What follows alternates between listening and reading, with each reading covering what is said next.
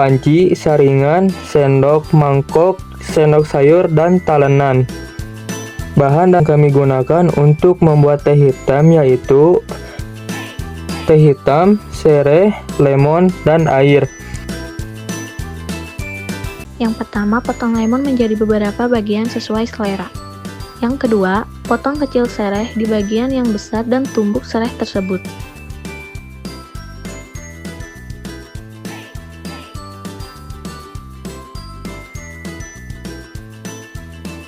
Yang ketiga, berikutnya siapkan panci, masukkan air sesuai kebutuhan. Di sini kami menggunakan 1 gelas air. Jangan lupa nyalakan api dan tunggu air sampai mendidih. Yang keempat, jika air sudah mendidih, masukkan teh hitam dan sereh yang sudah ditumbuk. Di sini kami menggunakan 1 mangkok kecil teh hitam.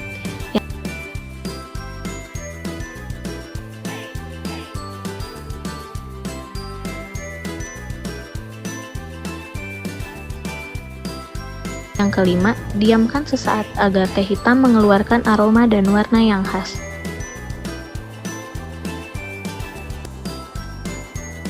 Setelah merebus teh sampai mendidih, tuangkan teh ke dalam gelas menggunakan saringan.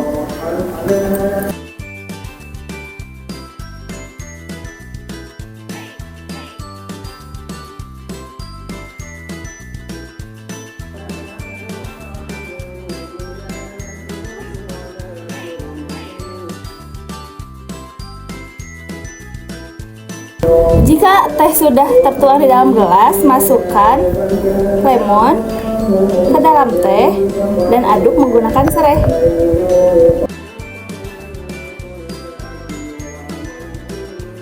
Teh herbal lemon sereh sudah jadi.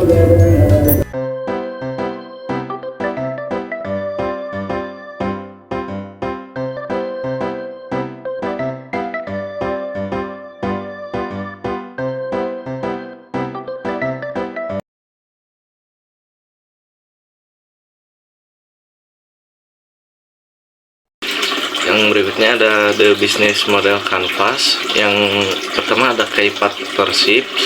Yang pertama pemasok bahan baku, yang kedua distributor, ketiga retail, keempat restoran dan kafe, kelima perusahaan kesehatan, keenam influencer, yang ketujuh perusahaan logistik, yang kedelapan lembaga penelitian, yang sembilan asosiasi industri, yang ke-10 pemerintahan. Lalu berikutnya ada key activities. Yang pertama pengelolaan sumber daya manusia, yang ketiga pengembangan strategi, yang kedua pengembangan strategi, yang ketiga pengawasan kualitas, yang keempat pengembangan sistem. Lalu berikutnya ada key resources, kebutuhan utama. Yang pertama bahan baku, yang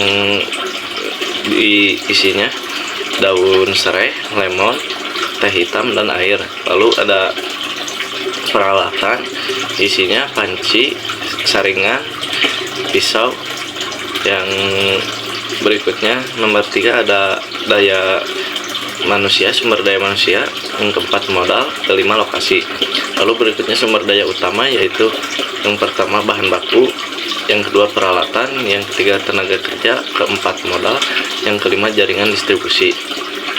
Lalu berikutnya ada value proposition, itu keunikan produk. Yang pertama kombinasi unik, yang kedua manfaat kesehatan, ketiga bahan alami, yang keempat rasa yang unik. Lalu berikutnya ada potensial pengembangan produk. Yang satu varian rasa, yang kedua produk turunan, yang ketiga pengemasan yang inovatif, yang keempat pasar ekspor, yang kelima kerjasama dengan industri kesehatan. Yang berikutnya ada customer relationship. Yang pertama komunikasi yang baik, yang kedua pelayanan yang baik, yang ketiga mengenal customer, yang keempat membangun kepercayaan, yang kelima menggunakan teknologi. Lalu berikutnya ada channel. Yang pertama jalur pemasaran online, yang kedua jalur pemasaran offline, dan yang ketiga jalur pemasaran digital lainnya. Lalu yang berikutnya ada customer segment, yaitu calon konsumen potensial. Yang pertama orang dewasa yang peduli dengan kesehatan. Yang kedua ibu hamil dan menyusui. Yang ketiga orang yang memiliki masalah pencernaan. Yang keempat orang yang ingin meningkatkan sistem imun. Lalu berikutnya ada segmen pasar. Yang pertama segmen pasar kesehatan dan wellness. Yang kedua segmen pasar makanan dan minuman sehat. Yang ketiga segmen pasar ibu hamil dan menyusui. Yang ketiga segmen pasar yang keempat segmen pasar orang dewasa yang aktif. Lalu ada cost kultur. Yang pertama sumber daya pembiayaan, yaitu modal sendiri, pinjaman bank, investor, dan kredit usaha. Lalu yang kedua ada penggunaan dana, yaitu pembelian bahan baku, pengadaan peralatan, sewa tempat, dan pengeluaran operasional. Dan yang kelima pemasaran. Lalu yang ketiga ada proyeksi keuangan, yaitu pendapatan, biaya, laba, dan pengembalian investasi. Lalu yang terakhir ada revenue stream. Yang pertama modal sendiri, yang kedua pinjaman bank, yang ketiga investor, yang keempat kredit usaha, yang kelima crowdfunding.